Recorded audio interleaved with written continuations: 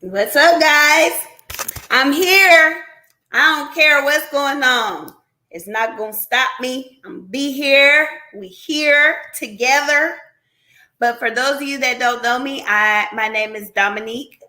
I am the CEO and lead clinician for a group practice known as Yellow Bird Counseling. Well, what's that? You might ask yourself. What is a yellow bird counseling? And people always say, what is like, what's this object when they don't know what something is? So let me tell you what a yellow bird counseling is. On a day-to-day basis, we provide individual, group, family, couples, children, adolescent, adults, elderly, mental health therapy in the state of Alabama, Louisiana, Mississippi, New Jersey, and Idaho. And soon to come, several more states in the next several months. We'll be able to service even more of the U.S. So we're very, very excited about that. That's what we do at our day-to-day operations. But what do we do here on Thursday evenings around 8 p.m.-ish Central Standard Time? I know it's 8:30 or a little after, but I take care of some people who pay me to take care of them. So I had to do that. If they're paying me, I got to take care of them. Kind of how that works. It's my ethical duty to take care of them. So that's what I had to do. But on Thursday evenings around 8 p.m. Central Standard Time, which is 9 p.m. Eastern, which is 7 p.m.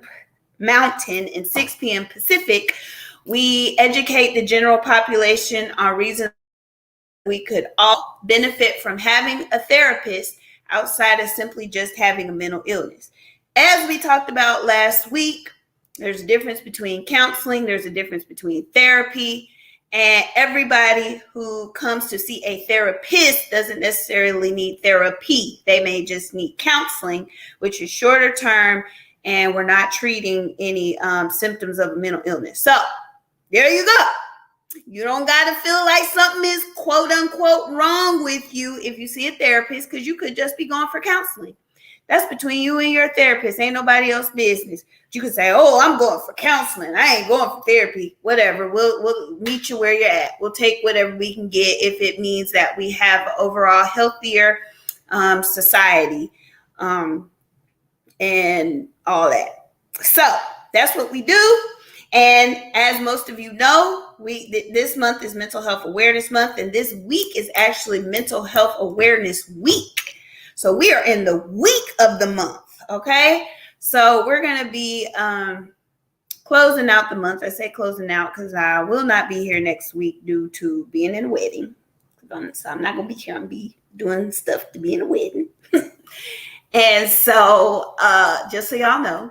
But so we're going to talk this week, bring awareness to our kiddos, our teens. You know that we service a lot of them, a lot of Gen Z, a lot of teens, most of who we service, a big portion are young adults, Gen Z, millennials. That age group is the bulk of who we service. So we do like to definitely focus on our teenagers and our kids and bringing awareness there, because a lot of parents still don't know what to do, how to do, when to act, when not to. They don't know. So we definitely want to provide something for our kiddos and bring awareness to them as well and help them out, because there's still that struggle of parents thinking kids are supposed to do more than what maybe they capable of doing. Now, I ain't talking about enable them. I'm not talking about they don't need to have no responsibilities. That's not what I'm talking about. I'm talking about as far as their mental and emotional health is concerned. I think sometimes parents expect a little more than what a kid may be developmentally able to do or should be able to do at their age and in this current climate. So, of course, I'm not doing it alone. I got another one of my fabulous interns to join us who will soon be graduating. We're so excited. And I got to see if my stuff went through for my license, because then interns need me to supervise them when they graduate so they can get licensed too. So, without further ado, let me bring on, y'all remember Dana. Hey, Dana. Hi. How you doing? I'm good. Good. It's been a long week, I know. That's how I be. We have several long weeks in our profession. So, how you doing? I'm good. It has been a long day. I'm glad to finish it up with all of our friends here. Right, exactly. So Dana was like, I want to talk about parenting teens. So tell us kind of like what your thoughts were when you were interested in that particular topic. So I see a lot of kind of young adult, adolescent, kind of into the 20s, kind of. And, I've always kind of been, um, there's my child. Hello. Hi, doggy. Don't we love our pets? They don't care. They're just like, what are you doing up there? She said, Mom, play with me. I brought a toy. Yeah, I've always kind of been interested in kind of parenting classes and these kind of things. I feel like we don't often prepare people enough for these kind of things. They offer classes for taking, standardized tests. They offer classes for getting your driver's license. There aren't often a lot of classes for learning how to be a parent, especially not after they get like out of their itty bitties. Like they'll teach you their classes about how to deal with babies, but how do you deal with a teenager? Exactly. So, what are some of the difficulties that you have come across thus far with parents and their teenagers? I feel like, at least in my experience, there's a lot of parents that kind of, you just get to teen years and you're not a kid, but you're not an adult. And they kind of don't really know what to do with that. Mm-hmm. And I just kind of wanted to talk about, like, teenagers as a kind of experience of growing from being a child to being an adult and kind of learning that kind of like process of letting go, which is hard for parents. Like this your baby and you've been with them for 12 years, even before that, because you had them when they were still cooking. But kind of learning to let go little by little, because there's three options really, right? Or well, there's four. So you got parents that want them to be babies still. They're like, oh no, let me do that for you. I'll take care of that. I'll make all your phone calls, make all your doctor's appointments. I will, cook all the meals. Like I don't want you doing any of that. They baby them. And then they never learn to grow up and be self-independent. There are parents that let them grow up, but they kind of hover about and make sure nothing bad happens. You have the helicopter parents that are like, I understand that you're growing up, but like, I need to be here in case anything happens. Somewhere above that is healthy parents, where they have that kind of gradual lack of control, where you kind of slowly give the kids more independence. And then above that even is parents that are just like, you're 16, you should be able to handle yourself. Bye.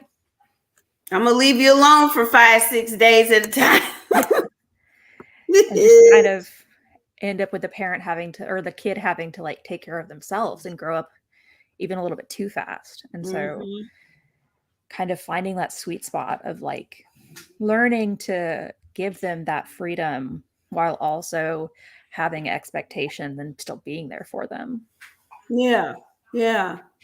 What are some common complaints you might hear from the teenager in regards to their parents? Hi. Teenagers will complain about anything. Nobody gets it. I am an individual. It's your baby.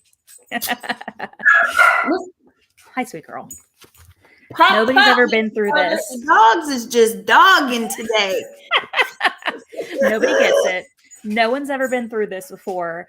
This is the worst thing that's ever happened to me, and nobody gets it. And, that's some normal teenager stuff, right? Because there was something in my children and adolescents class that's really stuck with me. And it was like, why do teenagers, why do young people act like this around certain things? Like, why is everything so dramatic? Mm-hmm. And it's like, this is literally the worst thing that's ever happened to them. Mm-hmm. They don't have the experience to kind of know, like, there are worse things than a breakup. Like, there are worse things than losing your toy. They don't have kind of that grasp. Or there was another one, it was like being told no, like, you can't go to the park today. Like, injustice, the greatest injustice I have ever faced. Like, it's proportional to them and their experience. And so, I think they often think adults will brush them off like it's not a big deal, kind of don't really get it. And they feel like they're not being listened to. They feel like they're not being heard. That's one that I hear. So with that, if you have, for that particular one, because that's pretty common, and then you have still like parents parenting teens that are like sometimes still even older than like millennials. They may be, I don't know, what is it? What's after boomer before millennial? Gen X. Okay, Gen X, maybe the older Gen X. They just still have maybe some stigmatized. Hey, stop talking, Mr. Carter. He's trying it. He's been quiet all day. Hush. So that, they may still have that stigma around emotions and mental health and thinking, oh, it's mind over matter, is something you can control. How might you address that with the parent? Because I even have kids who have come to see me, but it was the kid that was like, I'm coming, and my parent better pay for an extreme response to if I don't get somebody to talk to. And the parent will be like, so-and-so just wanted somebody to talk to. And since they asked me for somebody to talk to, I felt like, I should do it. But their relationship with therapy is not, the parent is not really bought into the therapeutic process. So how might you address that, address the kids' concerns with that parent? Oh, that's a tough one. Yeah. I know. I love asking y'all hard questions. So, often after you build up kind of trust with your client, you can kind of offer with them. And it's so messy working with like kids and like, especially like, 10 to 18, because like, what are we allowed to tell the parents? What are we not? What is kind of the like legal and ethical kind of everything around that?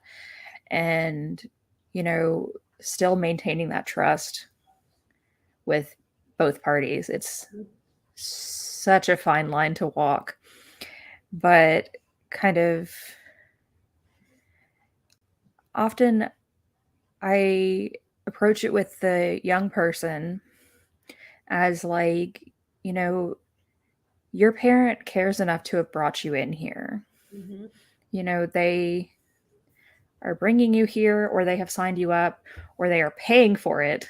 Mm-hmm. At the very least. That obviously shows some care, and like that shows that they're wanting to do this for you because you are important to them. And then, if the parent doesn't really get it, talking about how like this, it's something that the kid wants and it's something that's important to them, and asking them to at least respect them in that this is something that's important to their kid, but also like this will help them be a better adult. Mm-hmm. And this will help probably their relationship with you. And so, growth for one is growth for all. Mm-hmm. And it's so important to get the parent invested in the situation, because especially if the kid is still living at home, like if, they're still living in an environment that caused issues, it's potential, like it's maybe not you, it may be not your home, it may be not everything that you've been doing, but like if there are issues in the home, it's only so much that we can do without their buy-in to also change some things and look at the way their behavior is affecting their kid. Mm-hmm. Mm-hmm. Yeah. And I know that's not easy. That ain't an easy conversation. I had to get used to that very early on because I worked in foster care, and either the foster parent, mostly the foster parent. It wasn't even the bio parent. I could talk to the biological parents a little easier than the foster parent, but them foster parents, you could not tell them nothing. Well, the biological parents already had somebody come in and tell them they were doing a real bad job. So. Right. So but them foster parents, you could not tell them nothing about nothing and they don't want to listen. And I'm like, but you got these therapeutic kids in your home that are not your bio kids, and a lot of times they're like older, so they have memories and history with their bio parents who they still love. So learning to talk to parents was like something that had to happen early on. But like you said, that it's a balancing act. It can be a balancing act, but like you said, explaining how it'll benefit both of them.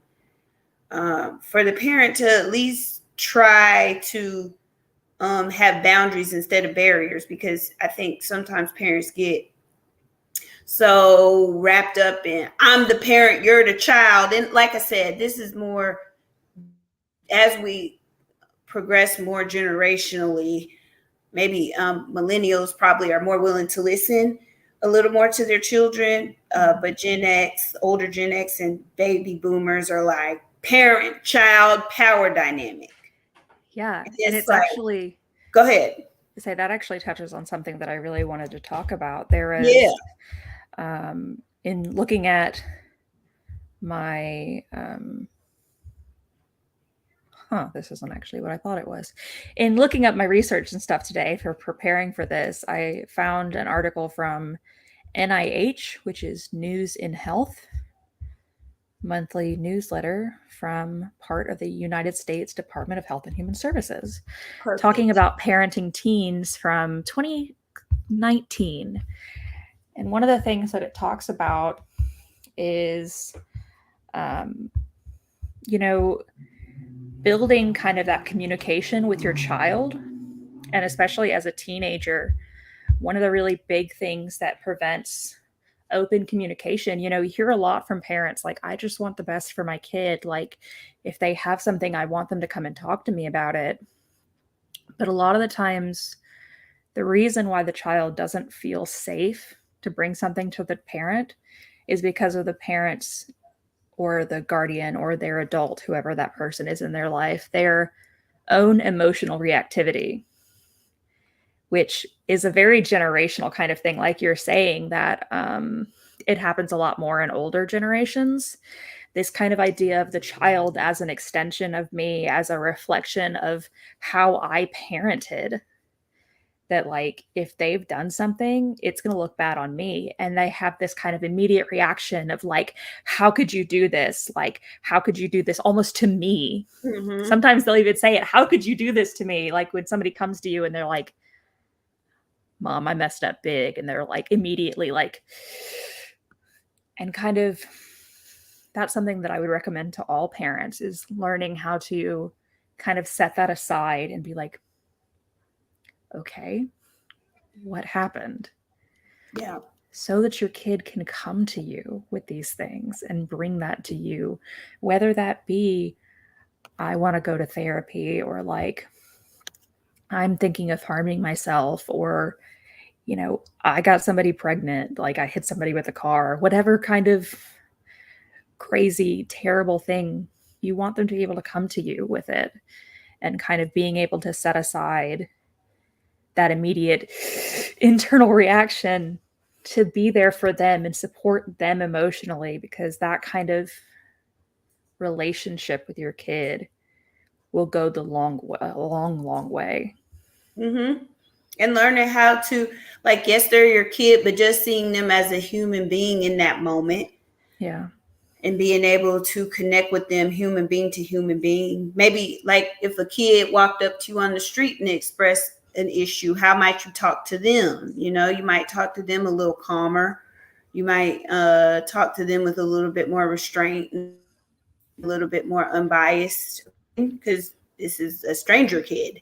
So maybe allowing that type of freedom and space for your own children. But I'm glad you brought that up, because I literally saw a TikTok today where a doctor was talking about, you want to know why your kids don't come talk to you. And she made some points about, uh, um, you know, that family member or that individual that you were saying negative things about who came out as gay, your child heard that. Or do you remember how you were talking about your niece or nephew who got pregnant at whatever society says time you shouldn't get pregnant? Your child heard you talking about them. So you also want to watch what you say and how you respond to other people, because your very child could be in that situation and you thinking that they're comfortable talking to you, but they've heard you say all these negative things about someone else. They're not going to feel like they can come talk to you, because they're going to know that you're judgmental, even if you Yes. didn't judge them directly. Or even if it's not about the thing that they're coming to you about, Mm-hmm. you know? Yeah, yeah. So watch what you say and do, to and towards other people around your kids too, because they're listening. They're there, even if you don't see them looking at you. They're listening. So I'm glad you brought that up. Yeah. Good, good. Let's see, this article also talks about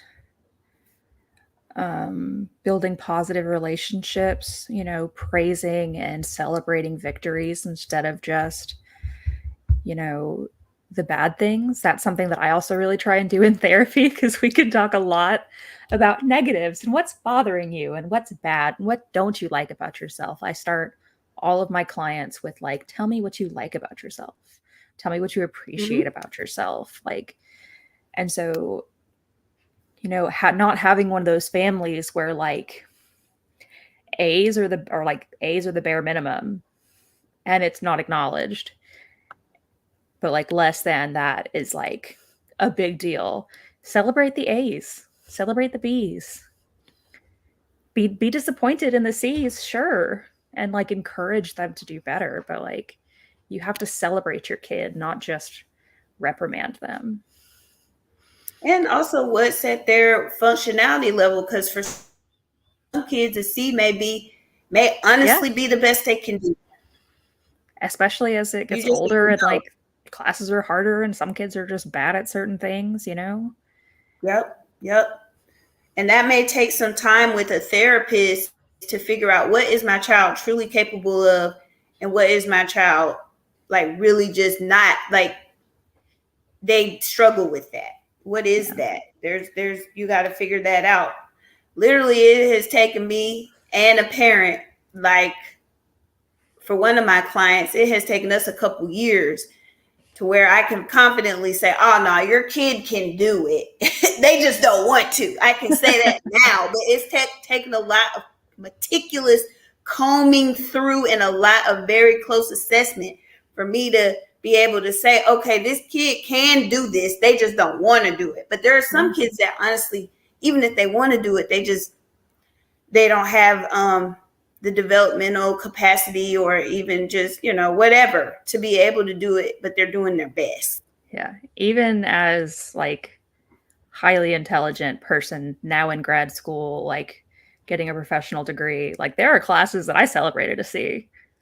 Like some stuff's just hard. Mm-hmm. It's just hard.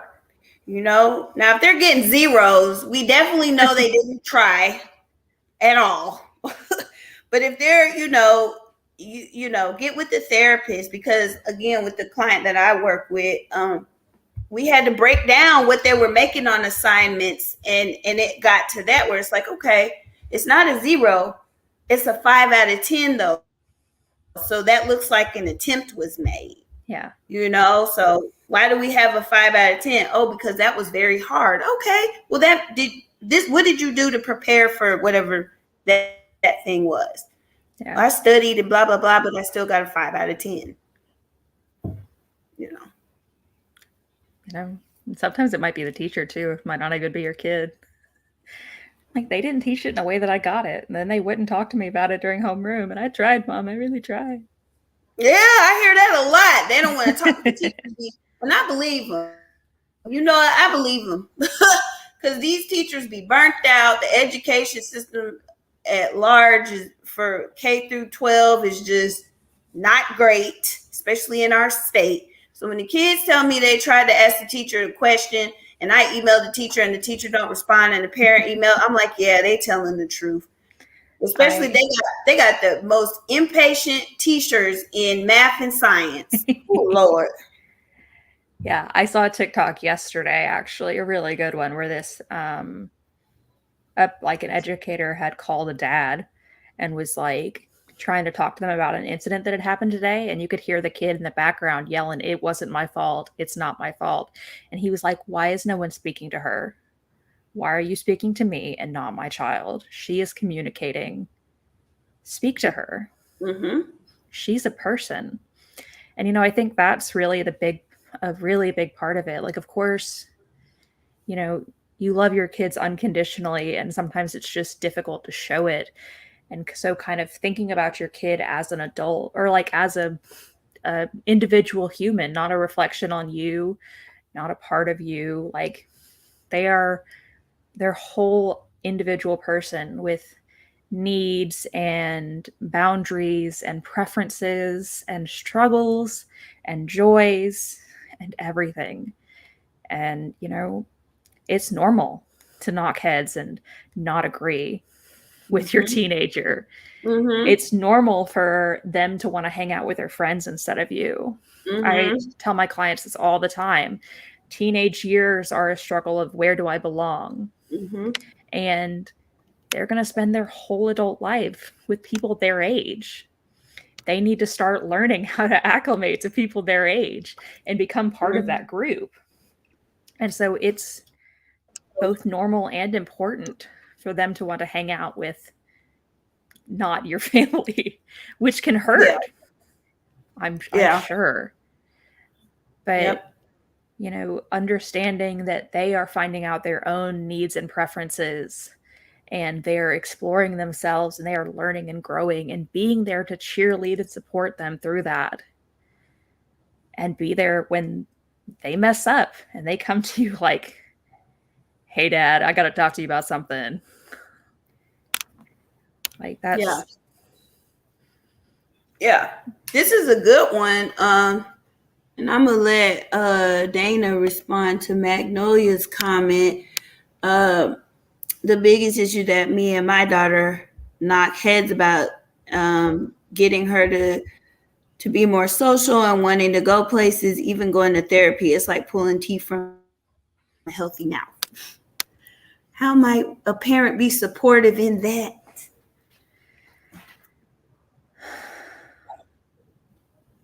Always got to take first.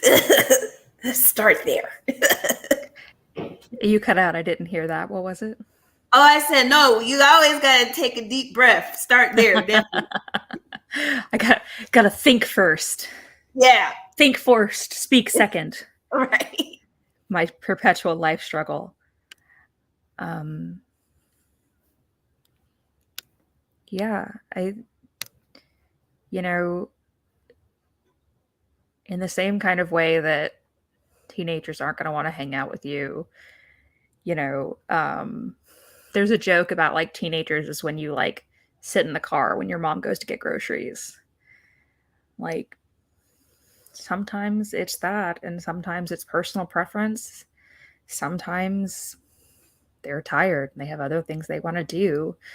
And especially with young people now, like socialization is changing. Mm-hmm. Mm-hmm. Like, you know, for the generation above mine, it was all um, going to each other's houses and riding bikes and, be back when the streetlights come on Mm-hmm. kind of deal. And for my generation, it was writing on each other's Facebook walls and public conversations where everyone can see.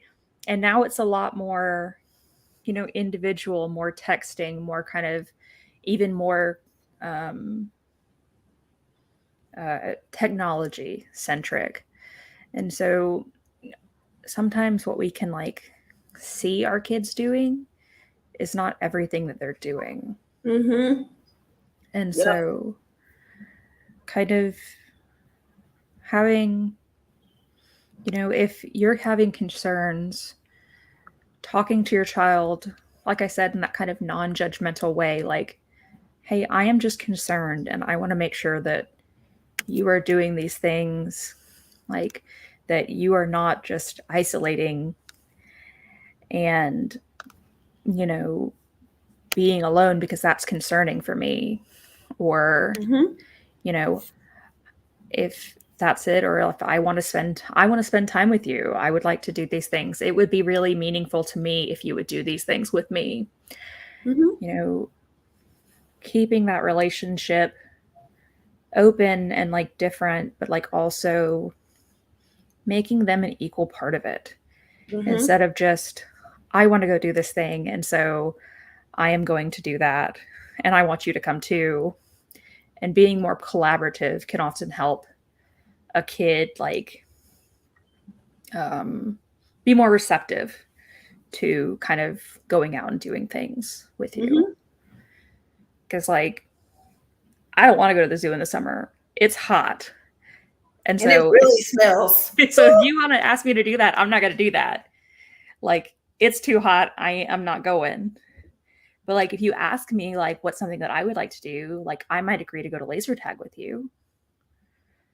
So, I mean, it's all very individualized. And I mean, all I can really recommend for anything is making your child an equal partner in the discussion and in the relationship. Mm-hmm. Yeah. And that doesn't mean, and parents, don't let that scare you like, oh, now I gotta be my kid's friend and lose. No, there's still rules. There's still rules and boundaries. But, if it doesn't pertain to those rules and boundaries, it's okay to collaborate. Your kid is not going to disrespect you if you're more pleasant for them to talk to about hard things. They're not going to be like, oh, walk all over you. That has to do more with rules and boundaries. But being Yeah. compassionate is not gonna ruin your role as a parent. And if like your kid tends to choose wild stuff, like my brother tends to order the most expensive thing on the menu wherever we go. If your kid tends to like get outside of bounds, like maybe just giving them options. Mm-hmm. And that's with any age. Like, okay, today we can go to the zoo, or we can go roller skating, or we can do this. Mm-hmm. And they can say like, well, I don't really want to go roller skating. Maybe we play laser tag, or like, I would like to do something else inside, and making it, a collaboration. Like I said, like you can give them options. And of course you are still the parent. You can say like, no, laser tag is more expensive, or like, I don't want to run around in the dark. That's not something that mom is comfortable with. But, having a more open discussion as opposed to, I planned a thing and I want you to go with me. Mm-hmm. Yep. Or, you know, I'm doing this and you can come or you cannot. Mm-hmm.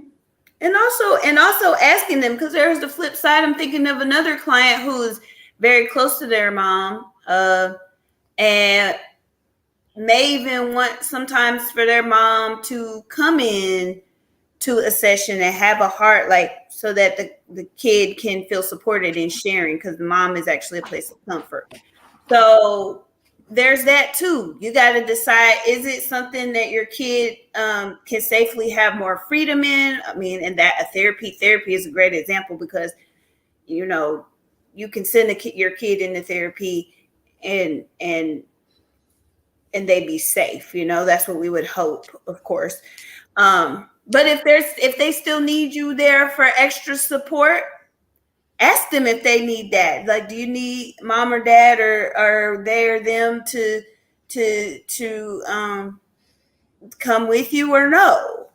So let them tell you where they need you in safe spaces within the confines of boundaries that have been set. Let them have the freedom to tell you where they need you, and maybe even challenging them in places where they don't necessarily need you, but may feel like they have you, like starting the microwave. You can start the microwave, or you can take this food out of the oven. I'm just giving easier examples, but just what's safe, and do they really need you, or do they have the capacity to be without you in certain circumstances?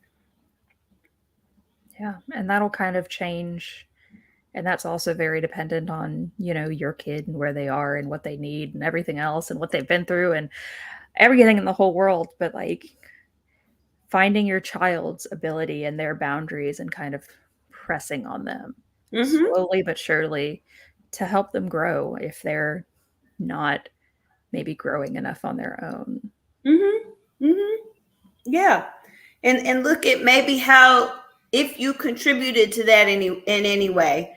I have yet another client where it's like an older kid, and the parent was, raised them to be able to do independent things, but at the same time was also spoiling them a lot. So that happens too, where they did let them, basic developmental tasks they were good with, but like learning new responsibilities on their own was challenging for my client because the parent spoiled. So you got to think of what role you play with your kids, and what they see you do and what they don't see you do, and what you're communicating to them, because when you have a young person, everything you do is communicating something to them. Anything they can see or hear is communicating something to them. So you want to be sure that you're aware of what you're communicating, what they're seeing you do. And if those things don't appear to be healthy, or they're responding negatively to them, that would be a great opportunity, not only for them to have therapy, but you as a parent to get therapy as well, and maybe even family therapy if the situation warrants it. So, yeah. Cool. Okay. What else you got for us, Dana? I think my last big point, and this one's going to be fun and uncomfortable, Ooh, is, I love it. studies have shown that educated people, or people who are educated about things, make better and more informed decisions about things.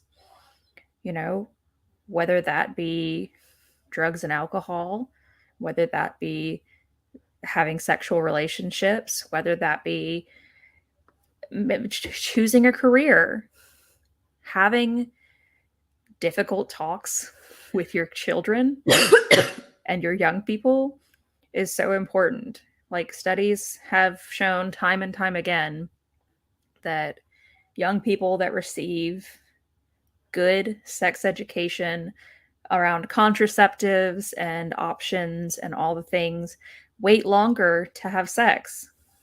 And That's not something we do here in the US. And so that's going to fall on parents. You know, there's a lot of scare tactics in schools about like drugs and alcohol and also sex. And so a lot of that is going to fall on parents because if they don't learn it from you, they're going to learn it from other people, whether that be the internet, which can have excellent, wonderful resources, or it can be awful. Terrible sometimes, especially if they don't know how to use it. Yeah. Or from their friends who also don't really know what they're talking about. Mm-hmm. You know, having open and honest conversations with your kids about difficult topics and taboo topics will make them better prepared to make good decisions when they're stuck in those places. You know, Yep. or at least more educated decisions. And kids are people, just like all of us are. Will they make the best decision just because you educated them? No, it's not a guarantee. But they have a much better shot if you've been there talking to them and educating them about it.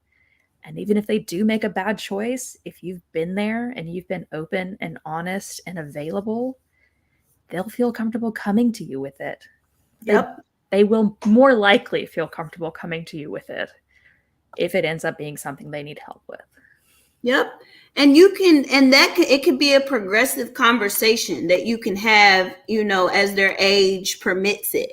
So the sex conversation. Wait, what now? A question popped up immediately after that. Like, at what age is that appropriate? Oh, well, I was about to tell you. See that? I have been doing this a long time. Dominique is on it. I have been doing this a long time, so I kind of know a few things, but it can be a progressive conversation. So sex, let's take sex.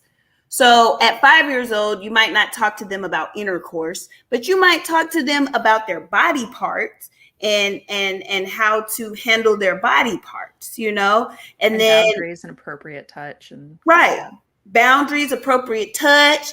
Then when they get 10 years old, maybe you are talking to them about intercourse and where babies come from. And then maybe at 15 years old, we're building on, and these are just arbitrary time frames. Of course, for your child, talk to your child's, hopefully if your child has a therapist, talk to them about, you know, how to go about these, or even another adult in their life, or their therapist, to decide when and what and how much is good, but they can be progressive. I'm just giving it general examples here. So at 15 years old, we may add the contraceptive and protect and educate about, consent's a big one. That probably something consent to build on, like good touch, bad touch, kind of moving up with age. But and we may at the last part of it, we may include like education on STDs, and education, like you said, on different preventative measures for pregnancy, you know, so it can grow over time, but you're not going, don't feel like you got to break out and do it all at once. That's going to be overwhelming for your kid and for you. So start them, you know, when they're young. And if you've missed that, go on ahead and talk to them in stages now. Let's say they're 15 and you never talked to them about their body, which I hope that it hadn't happened. But if it had, it's okay. They're 15, you never talked to them about their body. Okay, you can still start small and progress up to that. Okay, you can still, I got my green nails, y'all, for mental health awareness, motherfucker. I tell y'all, I got them in my toes. I didn't get the hair thing, but I did. Look, y'all. So, we're triggering all of our people in here. They're all like, oh gosh, I remember that. Yeah. My mom brought out a medical it can textbook. Yikes. not a whole anatomy book. Bringing out medical diagrams like, this is a uterus. And I'm like, mother, no. Yeah. That sounds like what my mom was doing. My mom, I wouldn't recommend do it like her, because at 5 years old, no, we were definitely talking about like intercourse, and I was very, very scared. So, let the conversation progress. See, sex ed was your talk. A lot of parents don't feel comfortable because their parents didn't feel comfortable and they didn't know how to do it. But I would start off with their own body and educating them, like Dana was saying, on their own body, good touch, bad touch, boundaries for that part of their body, who should touch that, who shouldn't, for who, and start there and grow on that. Yeah. And, to answer Julia's question, if they're asking questions, I mean, you don't have to answer them in full detail, like exactly like diagrams and like medical terminology and, telling a 5-year-old the penis goes into the vagina. Like you don't have to do all that, but kind of, because they may not be ready and they may try that. We don't want them trying. They'd be like, oh yeah, it goes in this. The square peg goes into the square hole. Right. But having the conversations, because, kind of judging where they are and what's kind of feels appropriate. Because if you shut the question down, like, we don't talk about that. Like, they're going to feel like, oh, I did something I shouldn't do. And you don't want that. But you also don't want to. They're going to become adults that may have some sort of sexual dysfunction because sex has been demonized. So we don't want that. Oh, the classic banana. Yes. Whew, yeah, that banana, that multi-purpose banana, man. Then some people go so far as to eat the banana after. It's just, man. We had somebody when we were in health class that came in and they were like, it was this like older lady and she was like, I love sex. Your parents love sex. Your grandparents love sex. And every teenager in that room was like, I'm never having sex. Ever. Immediately lose all of its cool. Like, it's gross. My grandparents do it. Done. Never having sex. And but like that kind of open was, something good to hear. Like, it's a normal thing that grown people do. Right. And it's something that you need to be prepared for physically, mentally, emotionally. There's all kinds of hormones and all kinds of everything and consequences and everything else. Yeah. And having those open conversations will make your kids more prepared to make informed decisions. Mm-hmm. And explain to them, like the teenagers because I still got parents saying, can you talk to so-and-so about sex? I'm like, sure, I'll do your work for you. And we get down to, especially the teenagers, I'm like, listen, this is where your brain is for your age. Your brain is about, these are the parts of your brain that aren't quite ready yet. And so this is why it may not be a good idea right now for you to be having sex, because the decision that you would make when your brain is fully developed may not be the same decision that you make now. Then we go into all the nitty gritty with the STIs and STDs. And they're like, whoa, I don't think I'm ready for that yet. And it's not to scare them. It's really to inform them. So like, I know, hey, you know where your brain is developmentally. It's not done yet. And you're making a life-altering decision to engage in sexual activity. You don't know how that could affect you emotionally. It's not even just physically, emotionally, mentally, how that could alter the functioning of your brain. And then, the STIs, you can't always see them. The only way you can know is if you see somebody's actual results. And even then, it's more of a likelihood that, you're getting all the right information, but there's just a lot that goes into it. So once I get to explaining to them all the aspects of sex and not just the fun pleasure part that don't last nothing but 5-10 minutes, probably 2 minutes for a 16-year-old. You know what I'm saying? They're like, ooh, no, that little 2 minutes is worth all this Yeah. stress. Yeah. Yeah. Yeah. So it doesn't even have to just be about like how the genitalia interacts, but like what else is happening? What happens mentally, physically, emotionally? What are the risks mentally, physically, and emotionally? And what are the things that could be irreversible mentally, physically, and emotionally? And at that point, teenagers start connecting with that, and they're like, "Ooh, I don't know." They Yeah. think a little more. Yeah.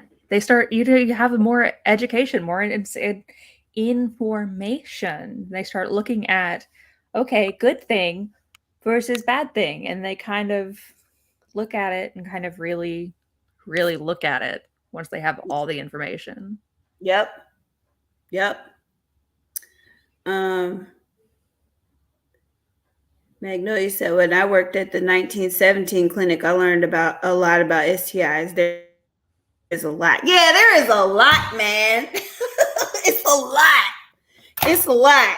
And I'm telling you, when things start sounding, when you add facts to fun, uh stuff don't always just, I mean, not saying sex isn't fun, but we definitely, once you add facts to it, it dims the fun a little bit, and they're thinking more than just about the fun that is very short lived. Mm-hmm. So Yeah.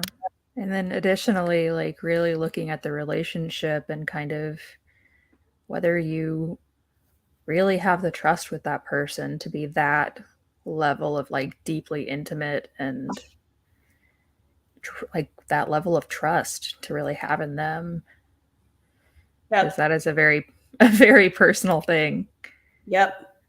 But if, for those of you that maybe have younger kids or know people with younger kids, definitely share this with them, because they're babies that are 5 years old and up. I say five, it may be around 4 or 5 when they start like really having questions about their, what is this, uh, maybe appendage for the boy, or what is this opening for the girl, educating them about that body and their genitalia, so that they can, be thinking about how to manage it throughout their lifespan, so that when you do get to the ending part of that discussion, it's like, yeah, okay, yep, my genitals, this is what they do, this is my responsibility for them, this is, they know all that, and you're just topping it off with the age appropriate, what they couldn't handle at 5.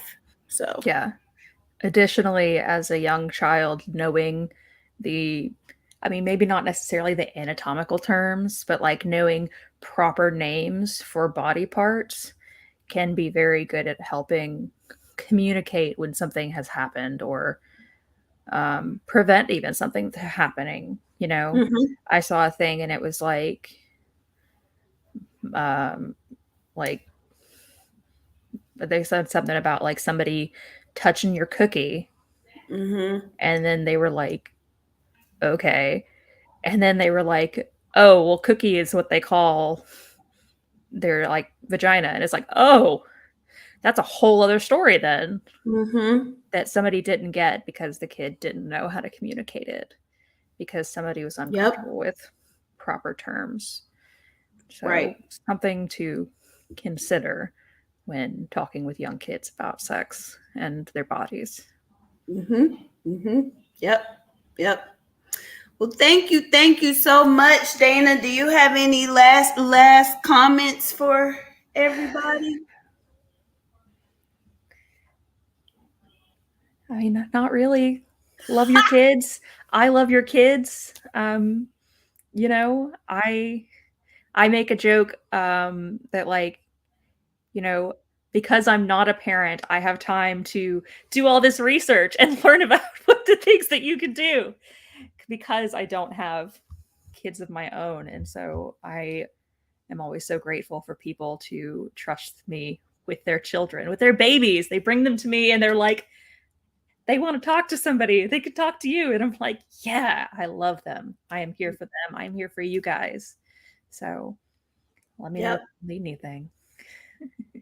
Thank you so much, Dana. This was super informative and always a good time. So thank you for coming on and talking about one of your specialty populations with us. And I know we're going to see you again soon. Oh boy.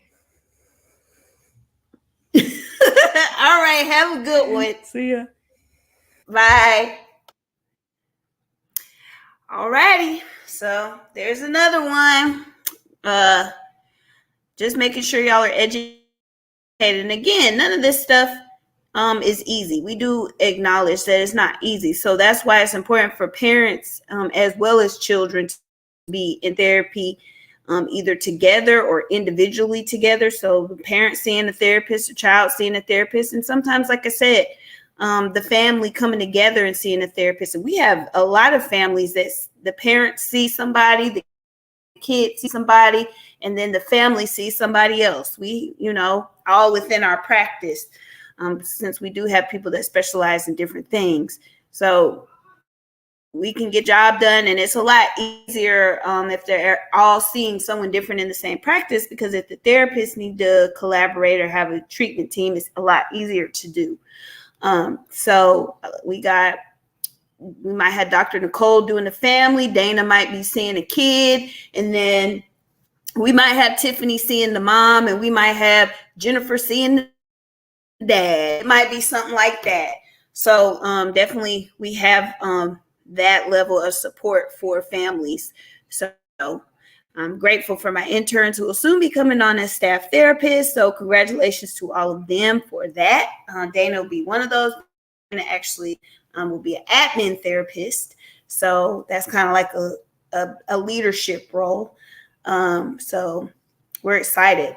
All right, I ain't forgot about y'all. If you know, you know. And if you don't, I am so sorry. If you want to know next time, you'll need to text the word live to this number instead of new.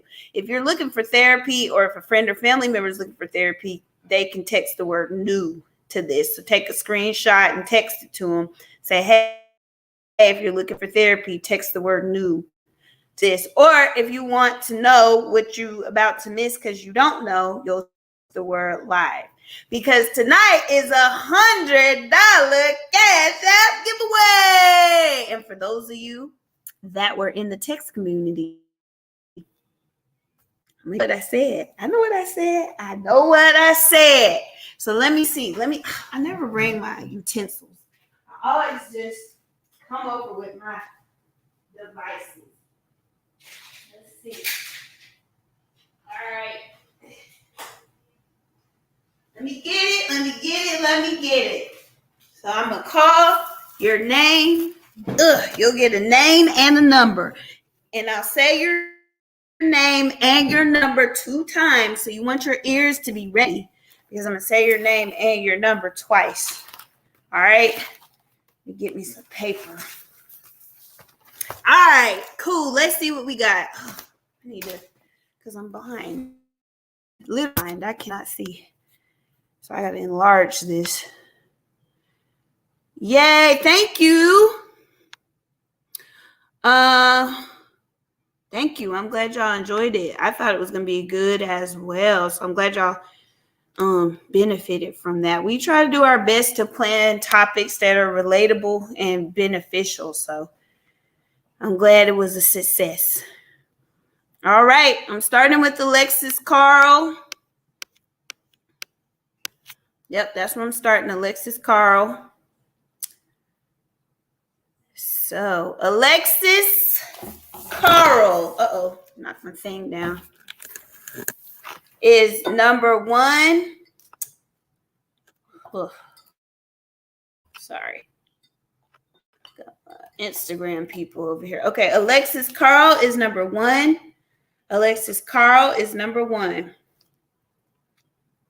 Sharon Gray is number 2. Sharon Gray is number 2.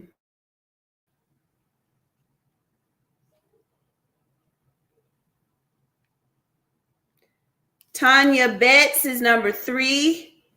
Tanya Betts is number 3. Yeah, Mr. Carter was yapping his head off. I don't know what he was talking about. Chloe Love is number 4.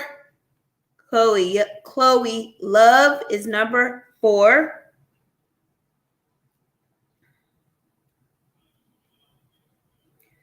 Christy Davis is number 5. Christy Davis is number 5. Nikki Leilani is number 6. Nikki Leilani is number 6. Magnolia Marchant is number 7. Magnolia Marchant is number 7. Malika Cole is number 8. Malika Cole is number 8.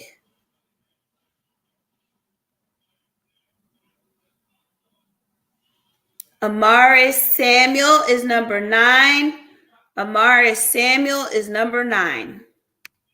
Got it. I think that's everyone. Make sure I didn't miss nobody. I don't think I did.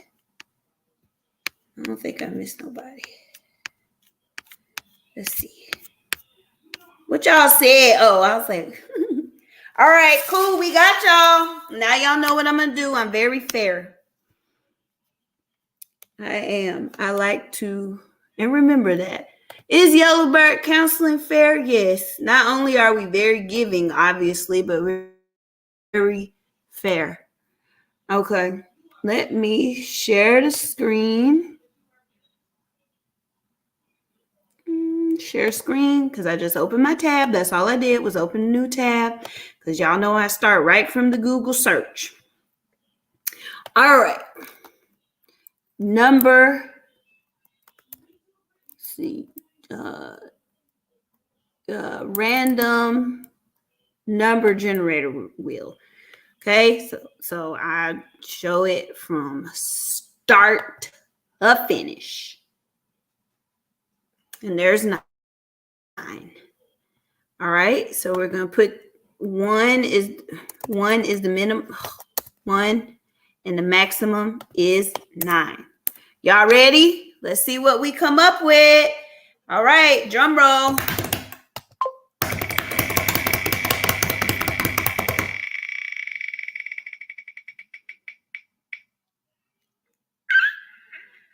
It's 6. Who is 6? Oh my gosh, congratulations, number 6. Who is number 6? Who is it? Let's see. Who is number 6? Who is it? Who is it? Who is it? Tell me who you are, because I got a surprise for you. Who is it? Because you also got to be here. So are you here, number 6? Who is it? Who is it? Who is it? I don't know who it is. Y'all got to tell me. Congratulations. Number 6, who are you? Who is it? Y'all got to tell me.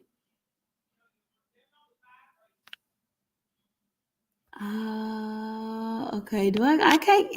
Y'all, do you want me to count it again?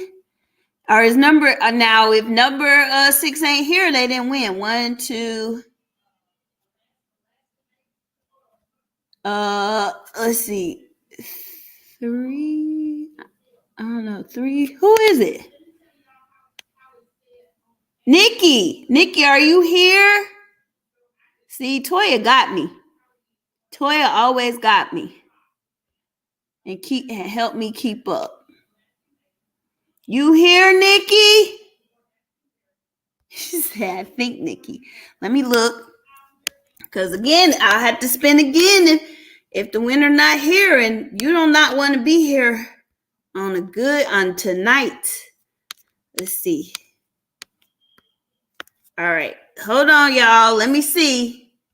Nobody is claiming the number yet, so let me see. I had to scroll up. 1, 2, 3, 4, 5, It was Nikki. You hear Nikki? Nick, I missed my number. No, Nikki, you're here. You're here. Okay, Nikki's here. All right, Nikki. Congratulations. Cool, Nikki. You got $150. I added a little extra top of there. So let me do the 150. Woo! Congratulations, 150. Let me do it. Hold on. Yes, I didn't want you to miss it. I don't be wanting y'all to miss. I want y'all to get y'all winnings. You don't want to miss your winnings. A person had missed it one time. It had hurt my heart. I was like, man, let me get your congratulations, Nikki Leilani.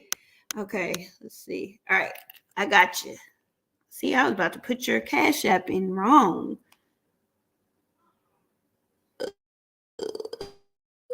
Okay. All right, and congratulations from Yellow Bird Counseling. Yeah, Nikki, and you got the extra. Okay.